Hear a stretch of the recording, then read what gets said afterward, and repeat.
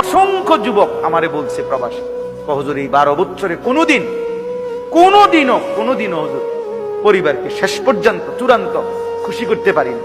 মাও নারাজ, বাপও নারাজ, বউ বাচ্চাও নারাজ। 5,000 টাকা দিলে কয়তে একটা বিদেশ করে, তে বুঝি তার হাতে কেমনে 5,000 টাকা দিত, তে বুঝি পারল না 10,000 টাকা দিত। কথা বুঝেন নাই? অর্থাৎ সবাই মনে করে তে আরো দিত। মাও নারাজ, বাপও নারাজ, কুতো নারাজ, জিও নারাজ, বউ নারাজ। এই হলো প্রবাসীর জীবন। প্রবাসী এই এক প্রবাসী আমারে বলতেছে এইবার, এই তো আমার জড়াত, হুজুর আমরা কিচ্ছু নাই, আমার লাগে একটু দোয়া করে। আমগো কিচ্ছু নাই হুজুর। আমি কই না ভাই আছে, আল্লাহ যারা আছে সবাই। হে না, হে কান্দে আর কয় হুজুর না আমার কিচ্ছু নাই হুজুর। আমি সারাটা জীবন দিয়ে যাইতেছি, কেউ খুশি হয় না। আরো দিলে ভালো হইতো, আরো দিলে ভালো হইতো। এই জন্য দোস্ত স্বার্থপর এই দুনিয়া। আমার একটা বয়ান আছে না এরকম, যে দুনিয়া বড় স্বার্থপর এই দুনিয়া। স্বার্থপর এই দুনিয়া শেষ করা যায় না।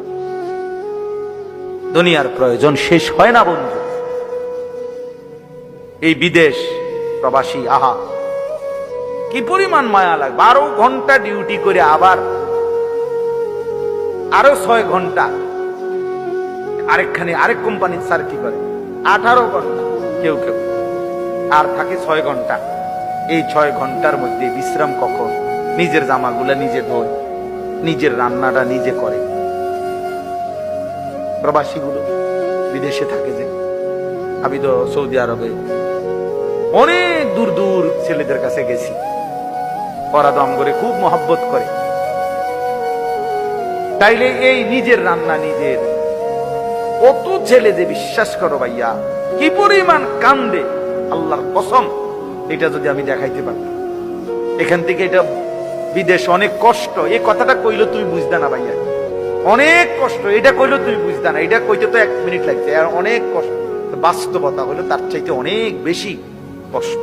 এই প্রখর রোদ্রে, এই তীব্র রোদ্রে, বিশেষ করে 12 ঘন্টা ডিউটি করে আসার পরে যখন একটা ছেলে বা একটা যুবক, তার একজন আপনজন কেউ নাই, আইসা নিজের 1 গ্লাস পানিটাও নিজে নিতে হয়, তো মনটারে হাহাকার লাগে, আর কেউ তো নাই।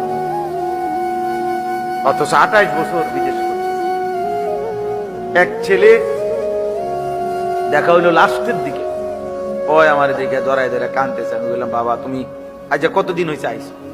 কয় হুজুর 3 বছর। এই শেষ আমার যে ছেলেটা খেজুর আইনা দিছে মদিনায়, ও ছেলেটা